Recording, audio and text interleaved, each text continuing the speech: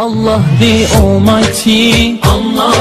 அஸ்ஸலாமு அலைக்கும் ரஹ்மத்துல்லாஹி வரகாத்துஹு. நாம் இந்த வீடியோவில் என்ன பார்க்க போகிறோன்னா, நபி அவர்களுடைய பழக்க வழக்கங்கள் மற்றும் நற்குணங்கள். நபி அவர்களுடைய நற்குணங்கள் பற்றி சொன்னால் இந்த வீடியோ பத்தாது, நிறைய இருக்குது அவங்களுடைய நற்குணங்கள். அதிலிருந்து நம்ம ஒரு சில நற்குணங்களை மட்டும் பார்ப்போம். நபி ஸல்லல்லாஹு அலைஹி வஸல்லம் அவர்கள் தொழிலில் நேர்மையோடு இருப்பார்கள். இதனால் அவர்களுக்கு அல் அமீன் என்ற துணை பெயர் கிடைத்தது. நபி அவர்கள் வழியில் யாரையும் சந்தித்தால் தாங்கள் முதலில் சென்று சலாமார்கள். முசாஃபா சொல்ல தானாகவே கையெடுப்பார்கள். பெயர் தெரியாத யாரையும் அழைக்க விரும்பினால் இறையடையாளர்களின் புதல்வரே என்று அழைப்பார்களாம்.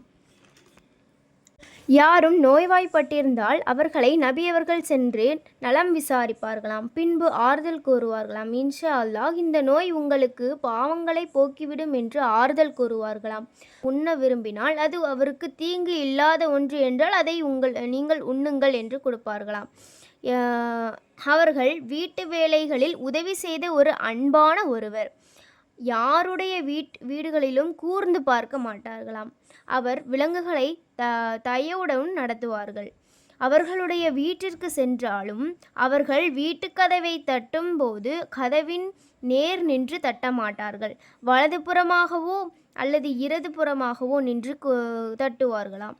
ஏனென்றால் அந்த வீட்டில் பெண்கள் இருப்பார்கள் என்ற காரணத்தால் நபி அவர்கள் எப்பொழுதும் வெடி சிரிப்பு சிரிக்க மாட்டார்களாம்.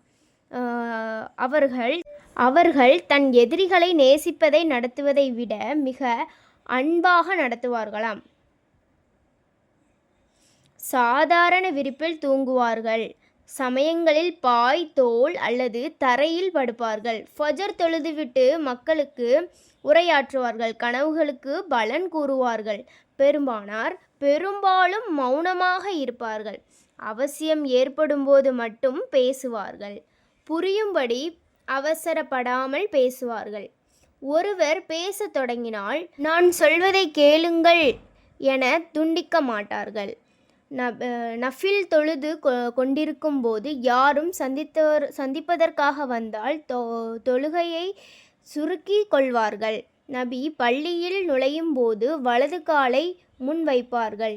தூங்குவதற்கு முன் சிறிது குர்ஆன் ஓதுவார்கள். அவர்கள் பள்ளிவாசலில் தொழுகும் நேரத்தில் துவா செய்யும் போது தேங்கி அழ தயங்க மாட்டார்கள். பணம் செல்வத்தை கவனம் அருந்த மாட்டார்கள். நபி அவர்கள் தலை குனிந்து கர்வம் இல்லாமல் நடப்பார்கள்.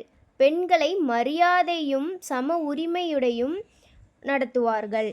நபியிடத்தில் காதோடு யாராவது ரகசியம் பேசினால் பேசி முடித்ததும் அவர்களே நகரும் வரையில் முகம் திருப்ப மாட்டார்கள்.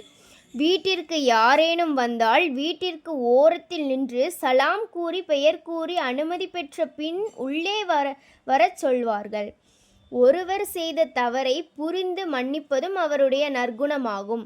மாஷா அல்லாஹ். அன்பார்ந்த பெரியோர்களே, சிறியோர்களே, நபியின் நற்குணங்கள் இன்னும் ஏராளம்.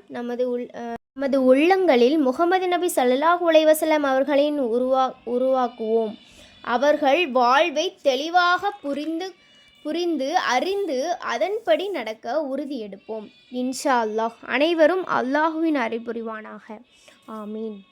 பிடிச்சிருந்துச்சுன்னா லைக் பண்ணுங்கள், ஷேர் பண்ணுங்கள், கமெண்ட் பண்ணுங்கள், சப்ஸ்கிரைப் பண்ணுங்கள் ஃப்ரெண்ட்ஸ். நெக்ஸ்ட் வீடியோவில் உங்களுக்கு ஒரு நல்ல டாப்பிக்கோட வரேன் ஃப்ரெண்ட்ஸ். அஸ்ஸலாமு அலைக்கும்.